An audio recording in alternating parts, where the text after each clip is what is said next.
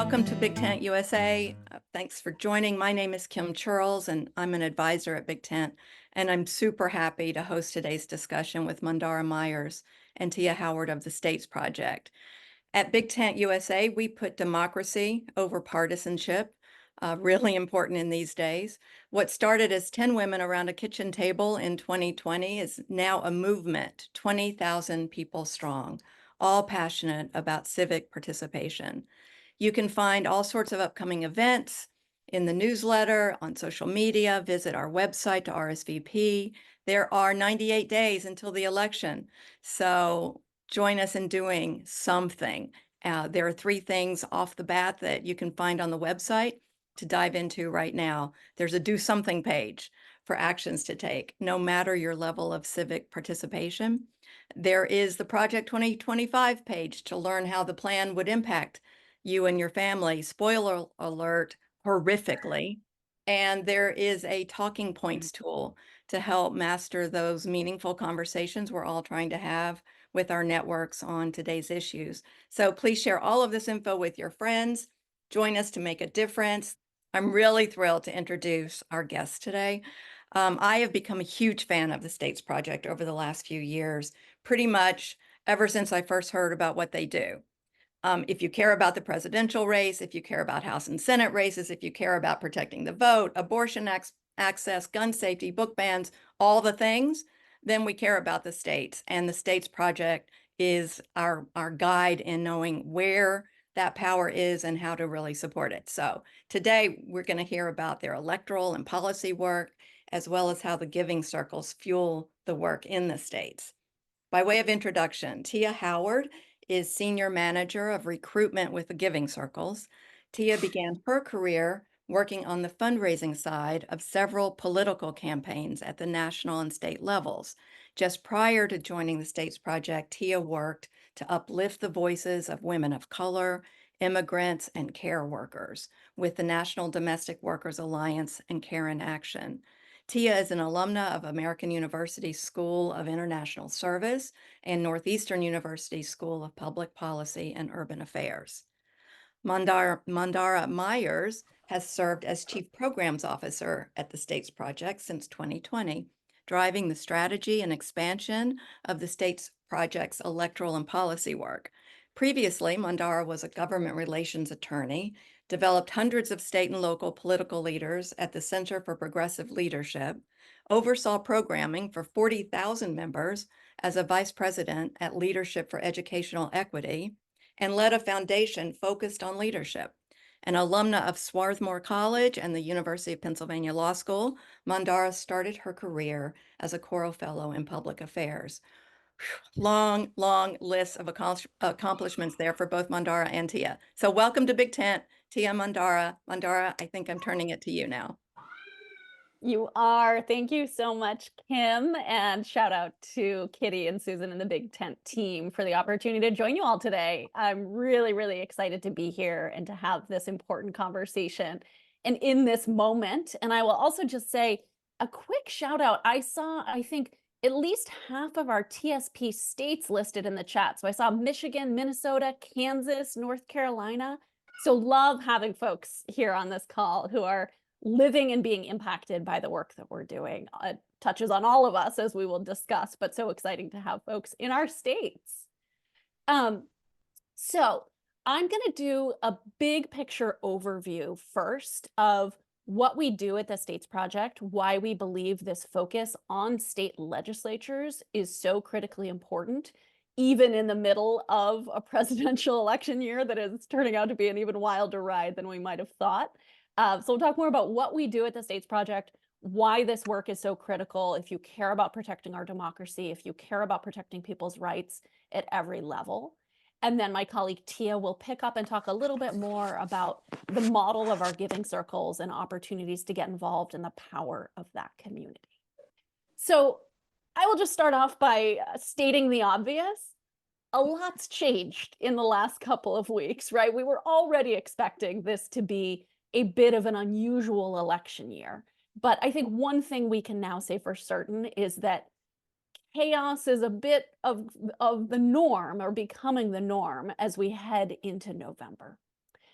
What we believe and what we have seen to be true at the States Project is that the future of our country, our democracy, no matter who is president, can be meaningfully impacted if we secure power where it is on the line in state legislative races this November. And again, that's really what we're going to talk about today. And we do this work because we believe, and again, have seen over and over again, that we can have a bigger impact in state legislatures than any other part of politics. You can help determine which states have access to abortion, access to clean water, access for kids to get free school meals, which states accelerate a destruction of our democratic norms and which fight to protect them. All of that is being done at the state legislative level, and is why it is so important to spend a tiny portion of our energy, even in a moment where, again, there's so much new excitement and momentum at the top of the ticket, to be thinking about and focusing on what's happening in the states. And briefly, I'll just say, you'll hear us talk about this a fair amount today. We think about states as an insurance policy for our democracy.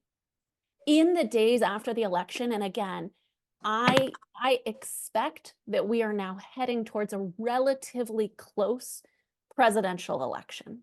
What that means is that if we have contested elections, if we have right-wing lawmakers trying to steal the presidency in the days that follow the election, the lawmakers who we are working with in key states across the country right now, states like Pennsylvania, New Hampshire, Nevada, those lawmakers may be called on to secure a valid election result and to prevent the right wing from potentially stealing the presidency.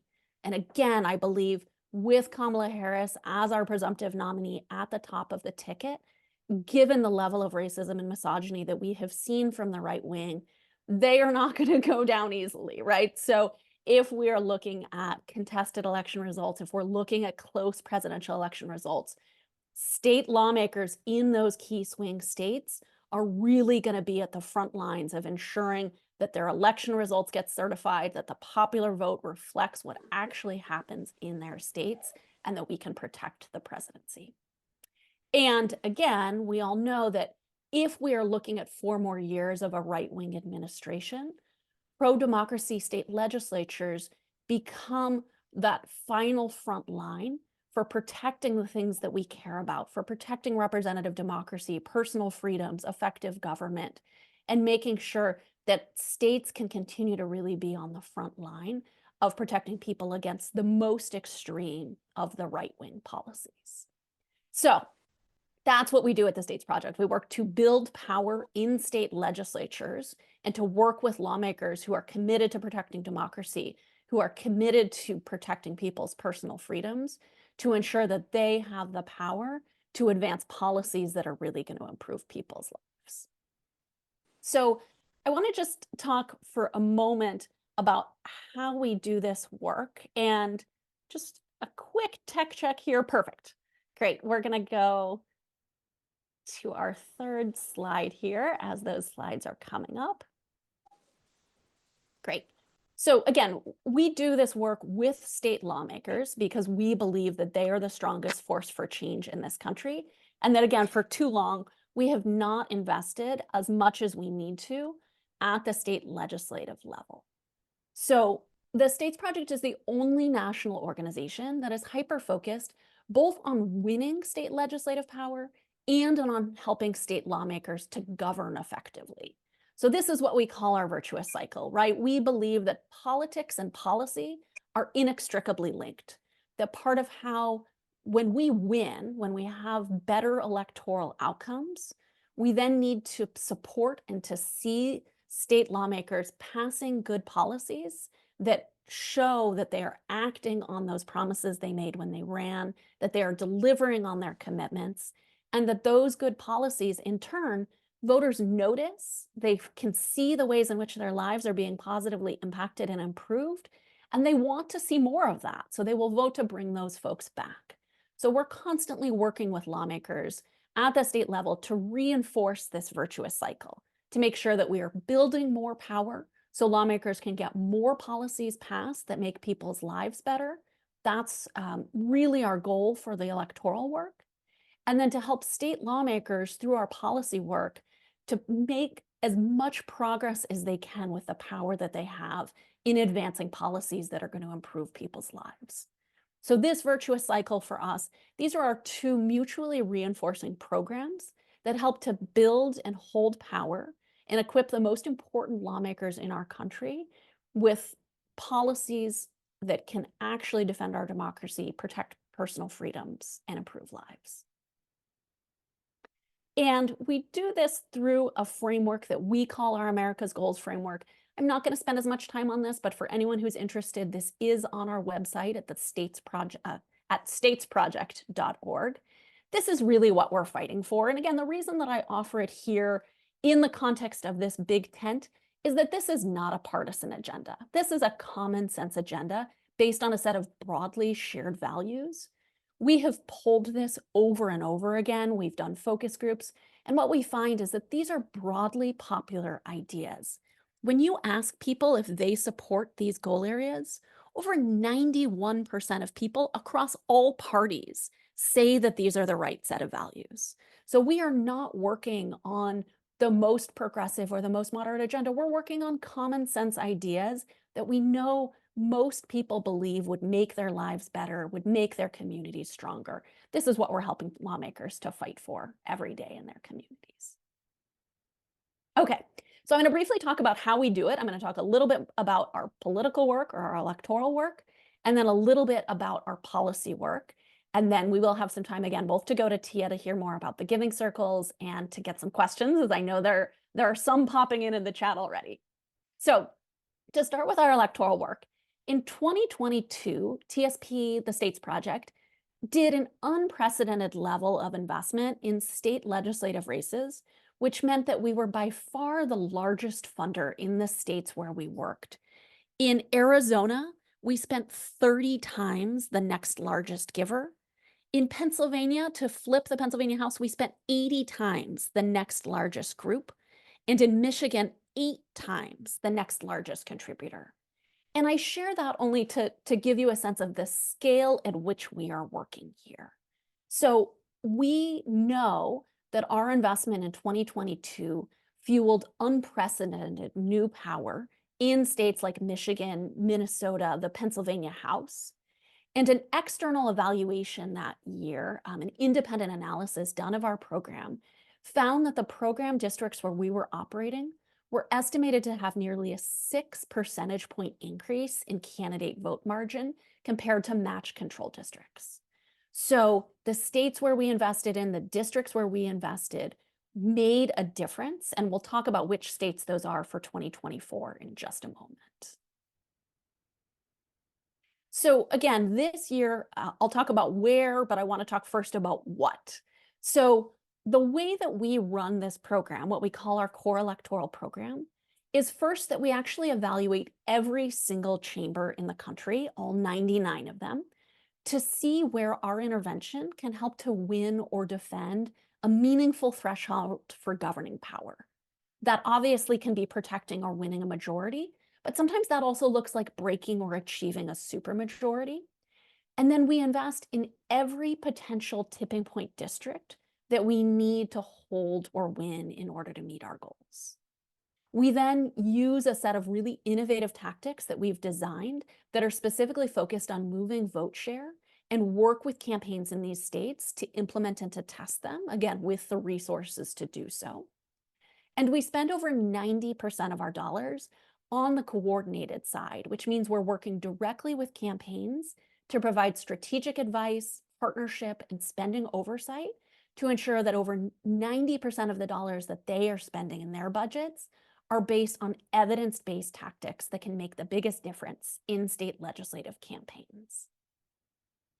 So for those of you who are waiting for the big reveal, these are the states that we're focusing on during the 23-24 cycle. Again, different kinds of goals. Some of these states are states where we're defending the power that we won in 2022. That's states like Minnesota, Michigan, Pennsylvania. In other states, we're working to flip. Arizona, Wisconsin are 2 real opportunities for flips this year. And then in other states, again, we're focusing on supermajorities or ways to ensure that lawmakers have as much power to either prevent some of the worst policies from being passed or to actually advance policies that are currently, for example, being blocked by a right-wing governor in states like Nevada.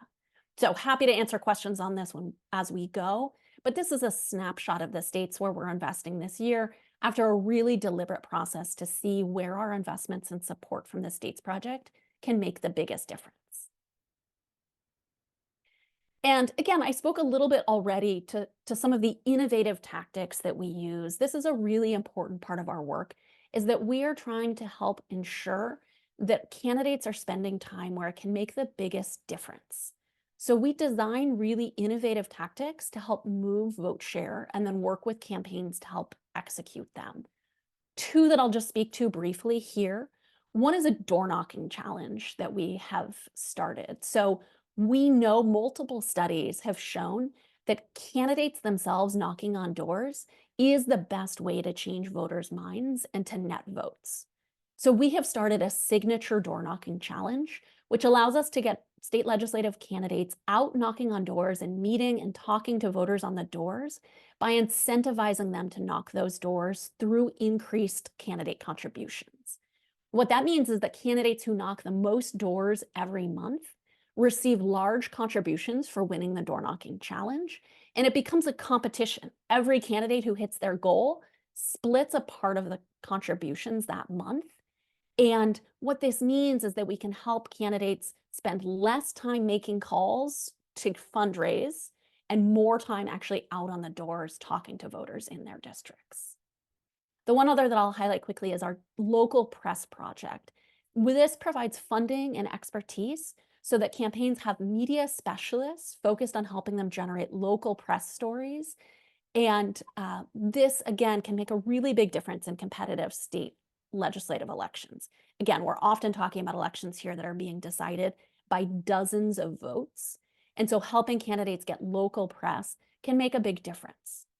What we saw when we tested this in 2022 with a randomly controlled trial is that on average, candidates who participated in this program generated 9 additional media stories or more than 1 additional news story a week. So again, going to reputable press, people often trust their local news, feel a sense of connection to that, and helping get more positive stories placed about candidates. And again, what we're working towards is really helping our candidates to layer these tactics. So they're not focusing all of their resources on just one. They're using every tactic to the extent possible to make the biggest difference. And what this means is that we're getting closer to having state legislative campaigns, which for years have been under-resourced and understaffed, run more like the best congressional campaigns. So really trying to elevate how these campaigns are operating and the difference we can make.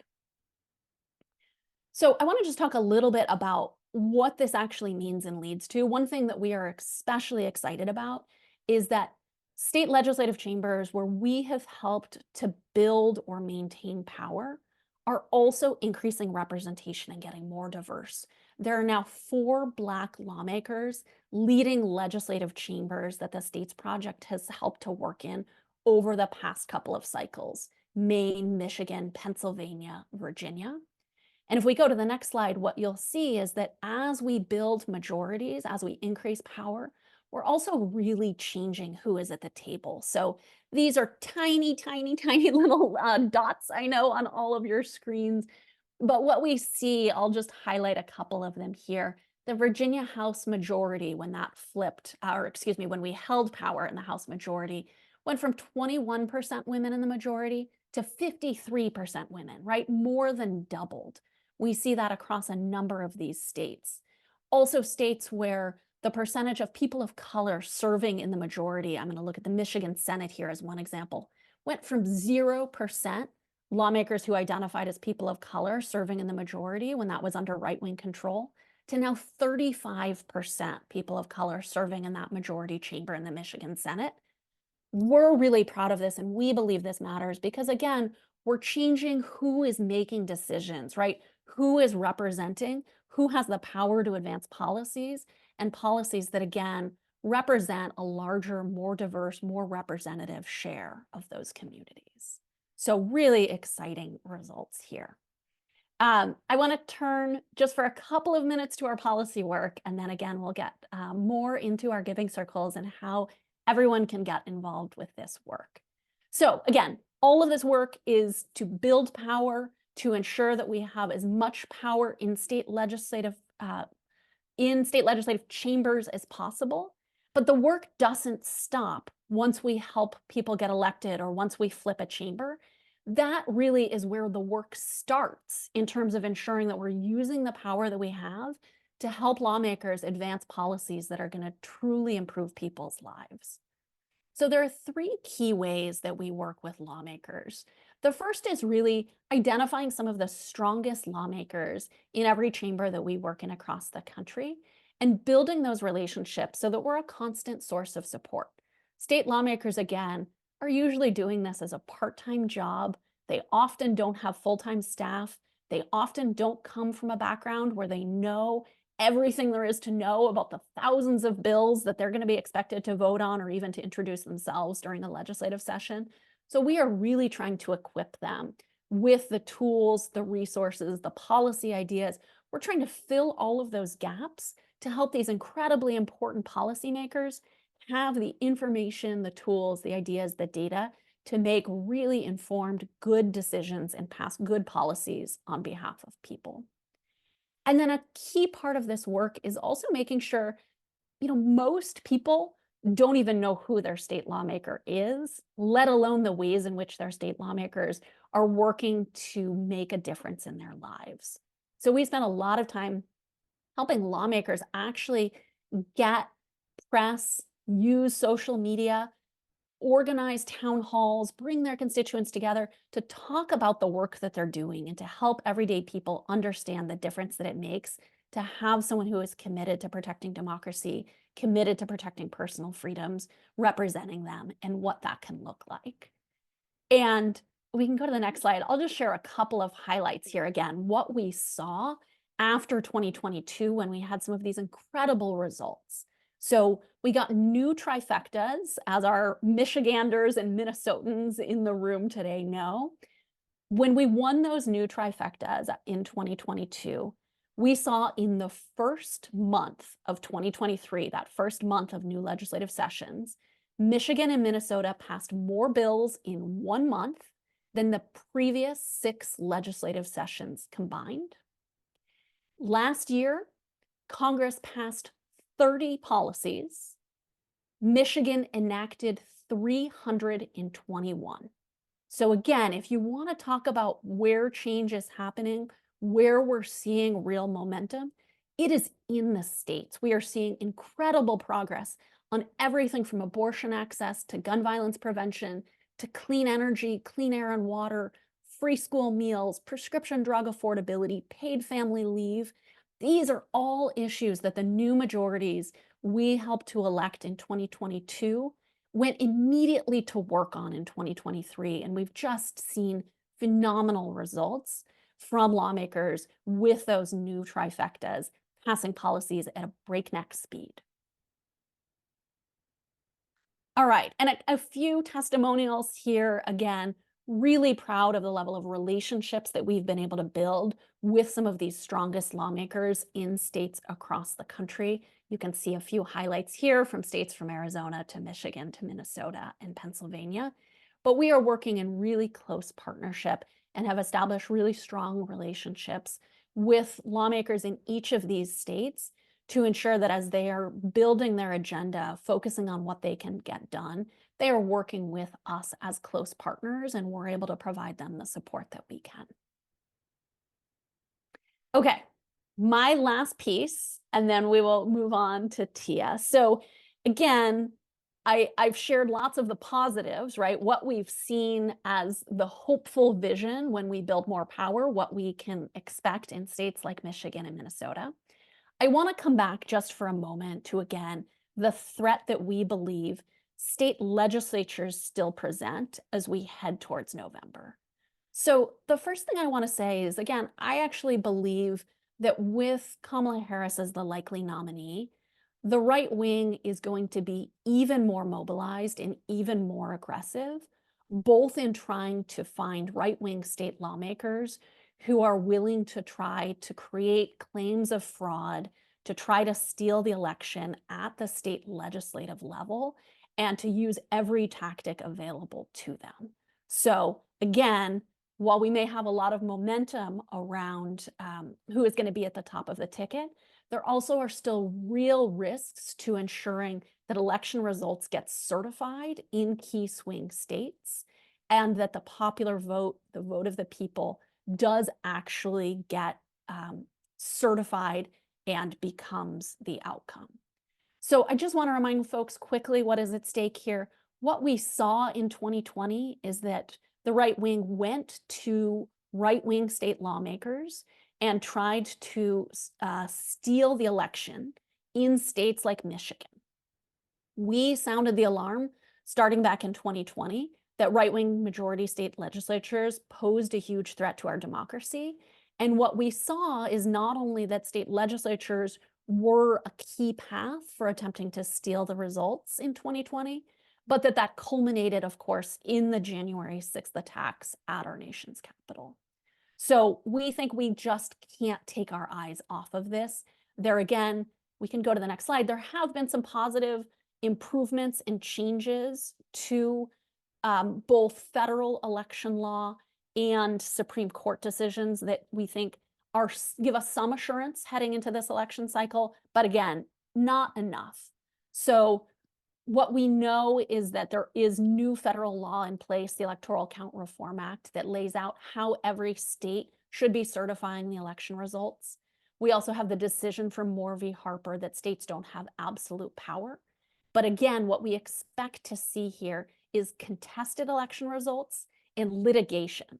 Litigation gets particularly tricky because litigation in many of the states that we are active in means that right-wing controlled Supreme Courts at the state level and at the federal level may become the decision makers. So again, these slides just lay out some of the specific threats. What I really want to emphasize is that where these new federal laws intersect with state laws, there are still real risks to a free and fair presidential election in states like Pennsylvania, New Hampshire, and Nevada, where lawmakers elected this November can actually take office before the election results get certified. And we believe that these majorities could work to either ensure timely election results or to create the kinds of delays and chaos that could discredit election results and mean that this election gets decided by the courts.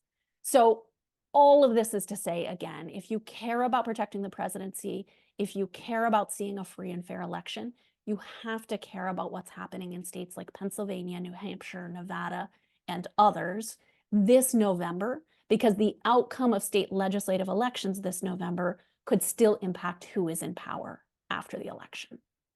So I have already gone way over my time. I'm going to stop there and turn things over to my colleague Tia. I know there were many questions coming in, so I'll get caught up with those and look forward to answering some of them in a few minutes. Thank you all so much for having me. I'm so excited to be here. So I do want to take a sort of a step back and talk about the bigger picture that Mandara had mentioned. So the state legislative level is sort of a very different level from the federal level. So the job of being a state lawmaker is often a part-time job in many states, and lawmakers might not have the resources to be able to hire staff. And that's just on the official side. So I come to this work from campaign land, but I also come to this work as a former state legislative staffer. I used to work in the Massachusetts State Senate.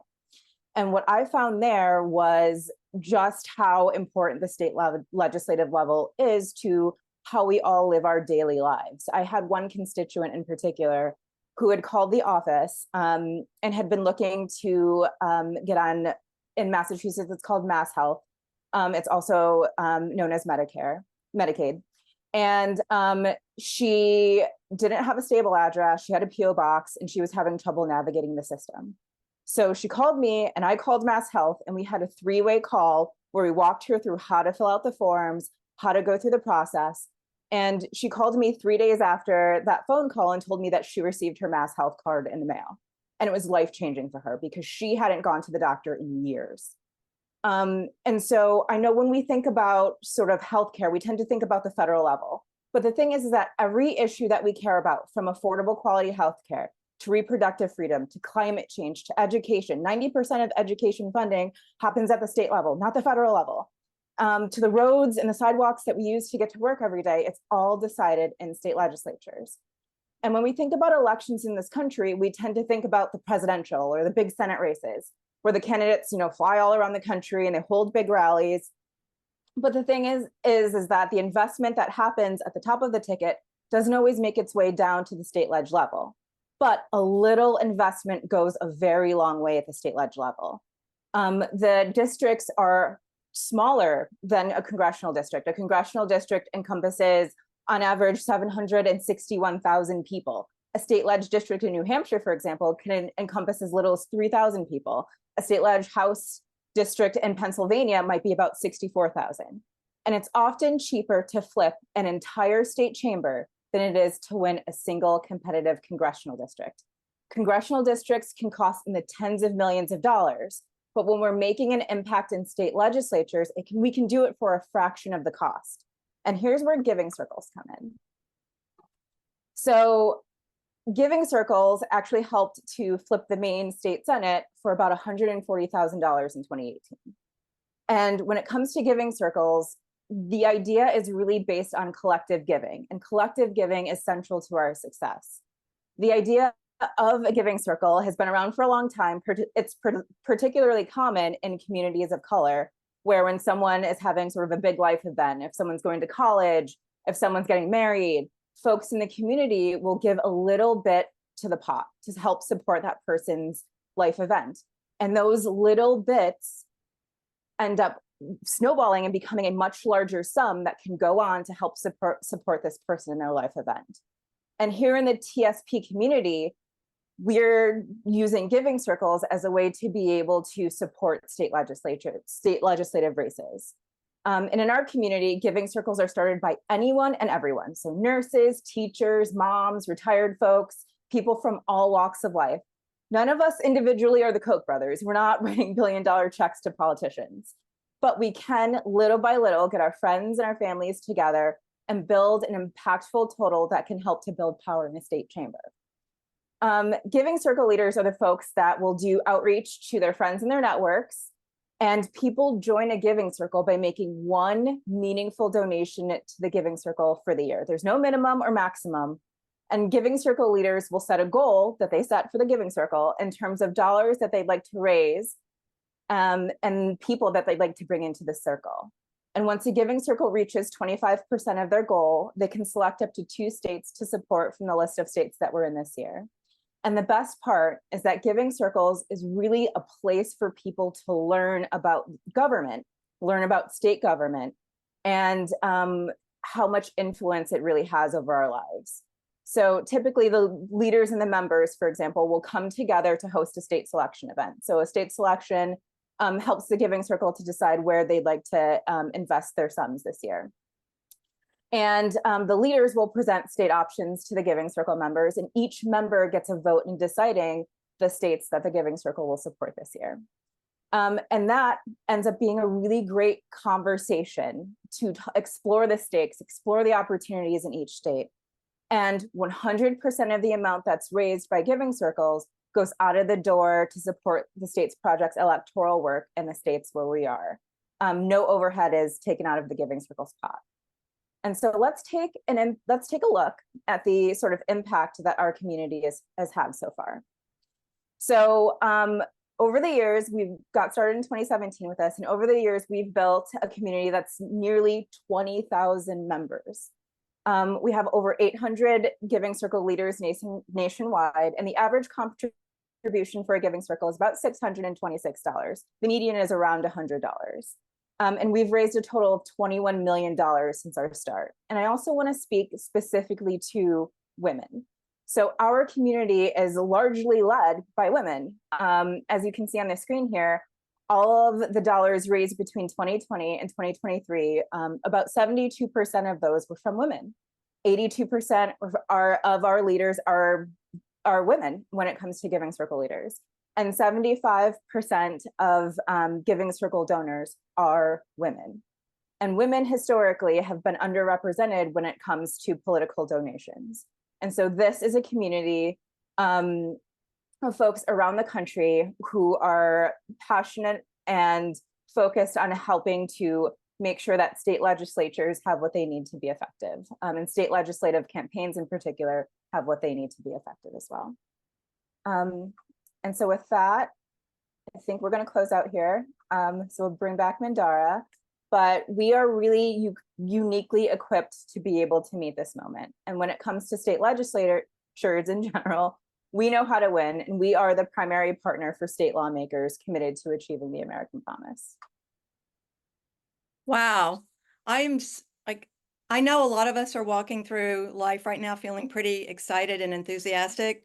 I didn't know I could go another level up, but I could, and I can, and I have. Really fantastic. And we have a lot of questions that are terrific that we want to cover in our next, 20 minutes. So several questions on gerrymandering, the evil thing. And I love this question because full disclosure, I have a giving circles that some of us have started this year, and it's focused on Wisconsin. So I know that getting fairer maps in Wisconsin is directly what has led us to an opportunity there that the States Project identified and made us all aware of. So it's a great concrete example. But can you speak to, how do you overcome the excessive gerrymandering in some of these states? People have noted Ohio and North Carolina in particular. Yes, I'll start this one and then welcome Tia if you want to chime in. Again, this is where the policy and the politics intersect. So one of the ways that we can reduce or get rid of gerrymandering is through changing how state legislatures draw legislative districts, right? That is within the power of state legislatures. So, for example, one of the model policies that we have that we work with state lawmakers across the country on is moving to an independent redistricting commission, because one of the reasons that has led to extreme gerrymandering has been a really partisan process for drawing district lines in the state. So, I have to be honest, there are not quick fixes to gerrymandering. There are changes to how the policy process works. And again, part of what it takes to be able to change something like moving to an independent redistricting commission is having more power at the state legislative level to pass a policy which can lead to that outcome. So that's one version of this, is we need to build enough power in states to be able to change policies. Another version of this is, again, I put this in the chat, but we are seeing in states like Ohio some momentum in getting ballot initiatives to change how to move again to an independent redistricting commission, which we believe could significantly reduce gerrymandering. So we are seeing a couple of different paths, but again, this is a problem that has been decades in the making, right? Gerrymandering is not a new phenomenon, and again, particularly at the state legislative level, part of what we're trying to undo is decades of really extreme gerrymandering that have led to maps like what existed in Wisconsin prior to this year. Again, this year we believe we could potentially pick up 15 seats in the Wisconsin Assembly with fairer maps. That's the difference that new fairer maps can make in a single legislative chamber. I think that connects to another question someone posed in the chat around Florida, excuse me, and Ohio. We're purple states, now we're pretty red. And what are the goals around reversing that? And it seems tied to what you're just talking about. So if you could touch on that. Sure. So, I will say again, when we do that 99 chamber analysis, so looking at every legislative chamber in the country, Nebraska is our only unicameral in the country, which is why it's 99 and not 100. Every other state has 2 chambers. Little trivia for the day. When we do that analysis, we're looking for a specific governing threshold that we can impact. That means that we are focused on states where there are more immediate or shorter term opportunities for the core electoral program that I described. So we are focused on states where, again, in this election cycle, we believe that we can make a difference in the outcome, whether that is flipping a chamber, protecting a chamber, breaking a supermajority, winning a supermajority. The states like Florida and Ohio are going to be multi-cycle plays. They are just going to require a few cycles of trying to build power slowly but surely. We will have redistricting in 2030, which will be another major opportunity in some of those states with population changes to see how that impacts things. So this is actually a hard one for me. I don't want to say we're not doing anything. I want to say what we're trying to do in those states is actually do more work on policy, on governance, on building towards a longer term play to try to get some power back in those states until a moment where we can actually see them flip back. I wonder, Tia, if you could pick up on this, because there's a lot of chatter in the chat about how to start the giving circles, and I know you're answering it, but just maybe say that out loud to folks, and also connect it. There's a question about what are the top 3 legislature priorities, if you could pick 3. I don't know if you can, but that's a question that might connect to getting people fired up to start a giving circle or join one that's already happening. Yes. And so in terms of how to start, so we have a form that we've linked in the chat. Go ahead and fill out that form. And what will happen next is you'll get an email from our team to sign up for a call with me, and we'll go through step by step how to start your giving circle. There's really 3 key steps: building a powerful list, writing that great email, and really crafting and connecting to your ask. Because more than anything, it's the story of what led you to want to be involved with state legislatures that's going to inspire the folks in your network. So this is the place. I know you all have group chats where people are talking about the election and talking about Kamala Harris. This is the place. This is the place where you can actually have an impact and be able to help to fuel very strategic work that's happening. And you get to be that connector for the people in your network of a place to take strategic impact, which I know a lot of people are looking to be able to do that this year.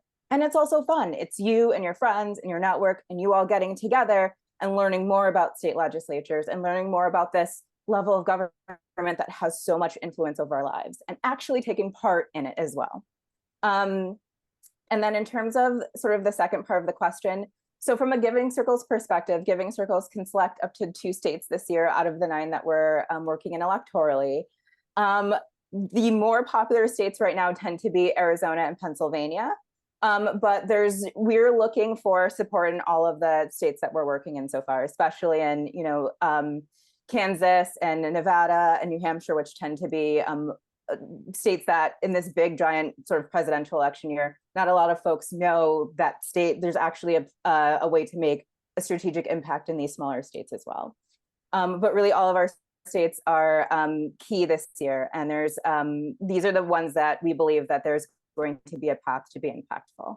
And so we welcome giving circles looking to get involved from sort of everywhere. It's really so interesting to deep dive into a particular state and really educate yourself. That's been my experience. There is a question about how the money gets distributed. Someone, I guess, while you guys were inspiring folks, gave to Kansas on your website and wondering, does it go directly there? And just if you can, reiterate that the money does go directly to who it goes to, and just talk about where the money gets distributed. So 100% of the amount that's raised by giving circles goes out of the door to the states. And what that means is it goes to support our core electoral program in each state. And so as sort of we had mentioned in the call, what that means is there are key tactics like door knocking, ensuring that the candidate themselves goes out and knocks on doors. Giving circle dollars help to support that.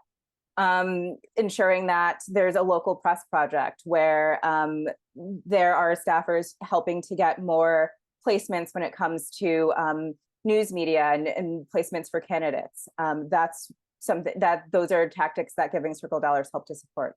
They also help to support our work with our in-state partners as well, which happens to be really strategic when it comes to looking at this from a whole picture lens. So we all know about state parties, right? And state parties do lots of things. They do gubernatorials, they do congressionals, and sort of the things that happen up here, the investment doesn't always make its way down. And so when we go into a state, we aim to be able to work with the folks on the ground that are solely focused on state legislatures. Typically it's the caucus, but that's not the same in every state. Each state is unique. And so giving circle dollars go to help to support that holistic sort of view when it comes to state ledge. And then Mandara, if you have any additional.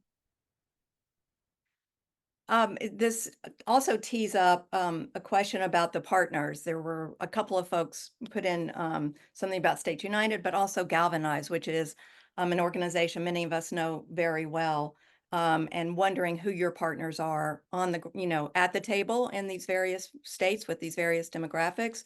And also related to that, a question about if you can help to clarify the difference between what States Project does and the DLCC. Explain what the DLCC is and how you're different. Sure. And I'm going to do the DL question first, and then I'll broaden it out to how we work with partners. And then again, Tia works with partners on the Giving Circle side too, so we can answer that in a few different ways. On the DLCC question, again, the DLCC is the party entity that focuses on state legislative races. So sometimes we have exactly the same priorities and invest in similar states. And sometimes we make different choices or see different opportunities. So one example I will give is in 2022, we were the only national group to invest any money in Nebraska. And we did that because, again, we knew in Nebraska that there was a potential supermajority. And for a variety of reasons, we felt a supermajority in Nebraska as we looked at a whole host of issues from democracy to abortion to other kinds of healthcare. We were concerned about what a supermajority in Nebraska could mean for people's lives. So we were the only national group that invested there. The DLCC did not contribute any money in Nebraska. We did that in part because we also knew, for anyone who is really, really paying attention to wonky state legislative news, there has been a push over the last couple of months. Nebraska has 2 electoral votes. There's been a push for Nebraska to move towards a winner-takes-all system by the right wing, which would make it easier to get 2 electoral votes from the state of Nebraska versus those votes being split, which is how that could likely work under the current model. Again, that's actually the risk that we saw in 2022 and why we believed that year investing to prevent a supermajority could be consequential as we looked again at a variety of issues and at this year's presidential election. So I give that example just to say, I think we can be a bit nimbler as a non-party entity. We can make different kinds of choices about where we see those opportunities, where we're thinking about something that may either be a longer term play or just something that's not on everyone's radar. So our efforts are certainly complementary. We do work with the DLCC. Our political teams do talk on a regular basis. We're often working in state to figure out whose resources are going where and to be as effective as possible together. But again, also do see those places where we're able to make some slightly different investments. Again, when I described the scale of our investment, there were some chambers in 2022 that the DL did not think were necessarily going to be flippable, like the Pennsylvania House, where we saw an opportunity and went for it. So different priorities, different strategy, I would say, though certainly an aligned goal around building power in states. On the partner side, I will say, we work with a number of national partners on issues ranging from protecting democracy to national issue-focused organizations as we continue to build out our suite of model policies and tools for lawmakers. We're regularly talking to climate groups that work on healthcare, groups that work on mental health. There's a broad set of issues that we are looking to learn and bring the best ideas from other organizations into our work. And then at the state level, we do have some relationships in state with groups that work on voter mobilization or direct candidate support, or candidate recruitment is a big one. But also a lot of that work is really led by our in-state partners. We have an entity that we do our spending through in every state. And so they often hold the relationships, and we're working to counsel them and help them think about how to best leverage those on-the-ground groups so that it really is driven by folks in state. Tia, anything you would add on the Giving Circles partner end? So on the Giving Circles end, we actually are a partner with Philanthropy Together, and this is a group that convenes Giving Circles, typically on the 501c3 side. But it's been a very rewarding table to sort of be a part of, as we've gotten to partner with giving circles from all different issue areas. And we've gotten to learn more about how folks are engaging their networks, engaging their friends and their families around the country, and really around the world, as Philanthropy Together actually has several partners that are international as well. And then we're also working this year to set up a phone bank, partnering again with Sister District, who we had worked with last year on phone banking and opportunities for giving circles to be able to do phone banking and texting, in addition to building power within their circles as well. I think that's such an interesting point to make sure everybody knows that the giving circles offer these opportunities to take action, also give money and also do things. Just a couple more. I think we're rolling out through the list of all these great questions. This is kind of a big one about sort of the system of federalism and how federal laws intersect, or why state, well, the question, basically says, with the greater fluidity of movement of people across the country, why wouldn't federal legislation be more impactful than state legislation? I'm guessing it's a both and sort of thing, but you guys, how would you answer that question? I mean, again, Congress passed 30 policies in 2023. Michigan, the state of Michigan, only passed 320, right? So part of what we believe, and the other thing I should say is, again, the shift that we have seen, particularly from the Supreme Court, not just the Dobbs decision, but also decisions like Sackett, which really mean that wetlands protection and a number of other climate-related policies, the recent Loper-Bright decision, the federal government is shifting more and more to saying, we're not going to make a decision here, we're not going to regulate this, it is going to the states. So whether we think that is the way that we should be moving as a country or not, it is the reality. And what that means, we describe it as we've got basically 50 little mini Congresses across the country, right? In every state, we have these state legislatures that have incredible power to pass policies that are either going to really improve or really make people's lives a lot worse. And so I would say in a lot of ways, we're responding to that trend, which is that more and more power is being shifted to the states. More and more issues can be legislated at the state level. And that means that, again, we need not only the power in states, but the policy ideas, the leaders who are willing to take big, bold policy ideas and move on them. All of that is just becoming a reality, that because we're not seeing more happen at the federal level, because there is this shift to state power, there's then a question of, do you want that power being used for good or for evil? And we're trying to use it for good. Tia, what else would you say? I would also say, and especially if you're sort of thinking about why should I get involved in X state if I live in Y state, the thing is that many of the policies that end up becoming federal policy start in the states. So healthcare, the Affordable Care Act, that was Romney Care in Massachusetts before it became the Affordable Care Act at the federal level. Marriage equality went from state to state to state before it became federal. And the decision that led to the Dobbs decision, the law was based on a Mississippi law, and so we really need to be having our eyes on the states when it comes to policy, because the policy that gets decided in the states might end up becoming policy that is policy for all of us as well. Last question. It's, a specific one. If you have a position on being in favor or not of solely financing elections with taxpayer money at the state level, which then would close out the dark money. Is that something you guys think about and would be in favor of?